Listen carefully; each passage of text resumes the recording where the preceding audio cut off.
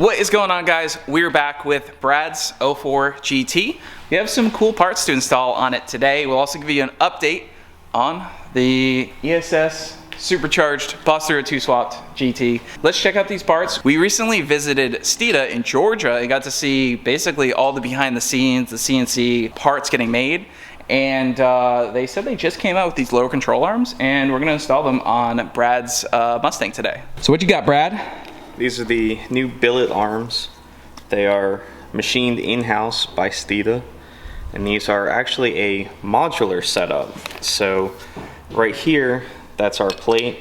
I'm just putting it on there. I don't know if that's the correct way for it to go or not, but that's for your sway bar. You can pull it off if you don't run one. The spring perch here can come off, so you can run it with spring or without spring, depending Correct. on if you have a full true coilover in the rear.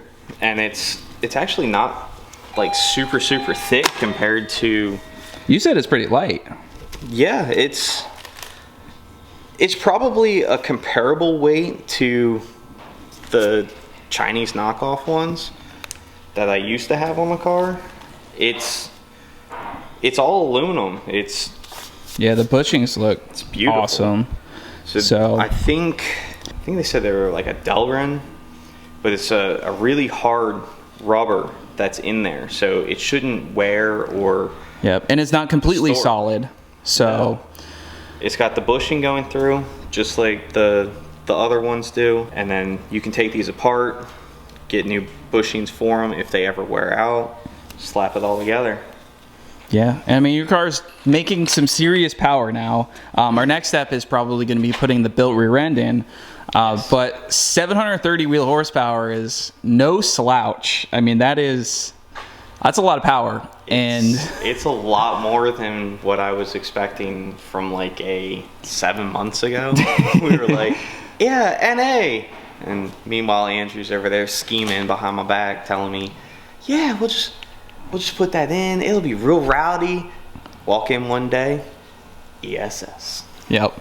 So that's been great. We'll give an update on kind of everything. We just did an oil change, but let's go jump into the install of the lower control arms.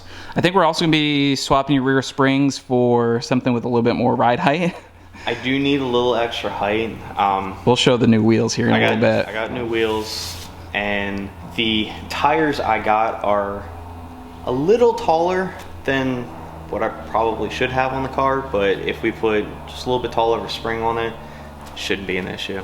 Yeah, let's go take a look at the car. All right, so this is still a stock rear end. We are building a 31 spline with a 11 to 14 diff, some Yukon 31 spline axles, and extended studs, a 355 gear. Because we have 410 in right now. It's got 410s in there. Everything else about it is stock. Diff that we pulled out of an S197, I've actually rebuilt to Cobra specs. So it's got the thicker S spring in it. It's got the carbon fiber clutch packs. It may actually act kind of like a spool while I'm breaking it in, because it's going to be very tight, a lot tighter than what a factory setup comes with. Yeah, but it's still going to be a differential, so Brad plans to do some Tail of the Dragon, maybe some autocross events. That's why I suggest a spool on most straight line street cars, but if you're planning on doing any sort of quartering, a spool just doesn't make sense. Yeah, we talked about it, and if I was going to move into the spool range, it would pretty much kill the daily drivability of this car. I mean, granted, right now daily driving's a 50-mile round trip, so it's not terrible. It's mostly straight, but I don't think a spool takes anything out of daily driving at all. That's my personal opinion. I think a spool is 100% perfect for daily driving. Now, if your daily driving involves corner carving past, what you should be doing, then yes, it is not for daily driver task. Yeah, let's go ahead and hop into the install. It's pretty simple, your basic stuff. This car does not have quad shocks, so I think you would have to do something with those. I haven't messed with those in forever. But basically, pull the shock out. Or do we need to pull the shock? No. We'll unbolt the We'll unbolt the shock, pull the spring out. And then it'll drop down. And then unbolt the control arms, unbolt the sway bar. You have a sway bar on this car. And pop the new guys in and should be good to go. We'll be taking this all apart here again soon, but yeah, we'll probably be doing some different upper control arms because who knows what those things are. And we have some, I think, poly axle bushings. So yeah, let's hop into the install.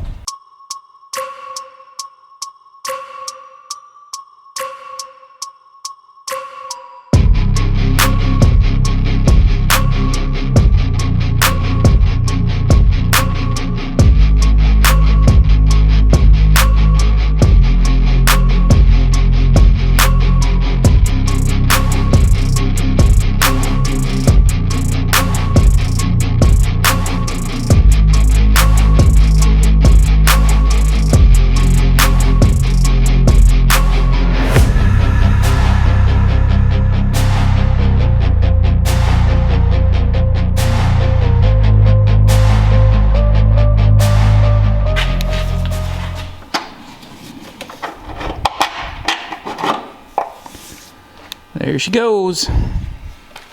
And look at that. This was off car number 1. Yeah. Before we labeled them with numbers, That was my first purchase from here. Yeah.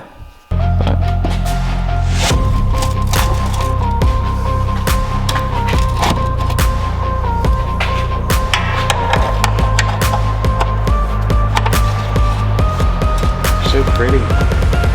My car isn't. Here, that's in.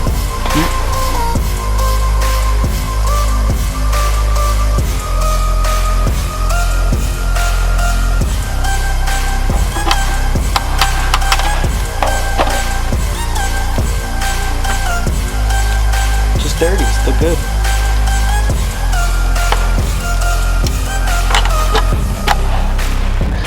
That's how you do it.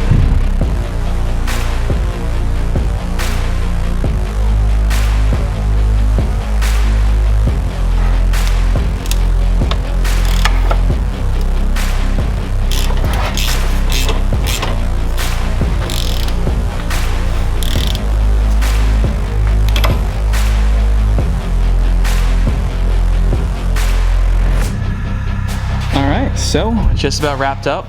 We actually got pretty lucky. The sway bar did not fight us. So we just got to tighten up the sway bar bolts, but it actually went in really easily. And we're just about wrapped up. They do have a washer included with the kit so that it doesn't dig the bolt into the billet. All right, so lower control arms are in. Can't wait to get the built rear end in here, but we do have something exciting to show you. Brad got a new set of wheels, and they're actually kind of a rare wheel. These are 18-inch 10th anniversary wheels. These aren't sold anymore. They got a deep dish in the rear, 18x9 front, 18x10 rear, and it's got a pretty thick Mickey Thompson 305/40/18. I think it's gonna look pretty sweet. So one of the reasons why we swapped out the 1 coil cut stock rear spring for a half coil cut gives a little bit more ride height in the rear. So hopefully we don't rub these. But yeah, I think we're good to go. Control arms look good. Plenty of clearance. You can see that bracket right there. We were worried that that might make contact, but it's not even close. So looks awesome. Yeah, the race stars. They sit in a little bit more, but should be nice. All right, see where it sits. I gotta put wood under the front.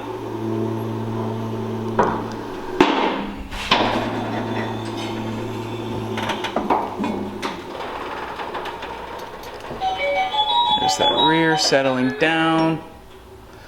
Okay, the rear's sitting up a little high, but I think if you push it down, it's gonna, yeah. Yeah, it'll settle in, but you got plenty of I'm happy with that. Plenty of gap there. That'll keep me from tearing up that tire because they ain't cheap. All right, so the Steeda lower control arm install all set. If you guys want to pick up a set, we have a link in the description. We also have a coupon code for Steeda if you guys want to check some stuff out. It'll be right here on screen. Brad just got his, what, 1,500 mile oil change? Actually just over 1,600 miles for it. So brought it back in, did another oil change on it. We did our initial one at 500 and everything looked great. So we agreed, come another 1,000 miles, pull it apart, drain the oil, see how it looked, and it's still really clean. There's a little bit of metal, which is to be expected in any kind of new build. And by metal, it's like color. Yeah, tiny bit of color. It's a little not like sparkle. Not like chunks. It's like normal. So far, I mean, this is the first full mod motor rebuild we've done together, and seems pretty good. Yeah, so she's healthy. I mean, the ESS kit, absolutely awesome. Highly recommend it. They are also coming out with S197 kits here soon. Since we use an S550 kit and kind of modified it, the S197 kit would still be probably similar. We would probably have to still modify some things, but I heard they have that in the works, and a lot of you guys were asking me about that. Right now, the car's ripping, 93 octane. I think we need to get some 1000cc injectors.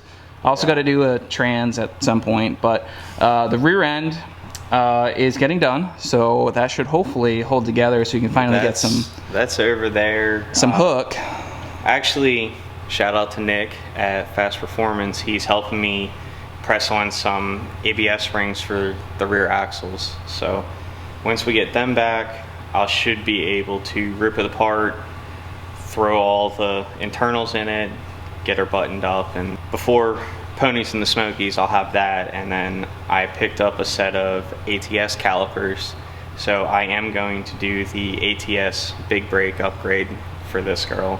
Yeah, because right now they tiny.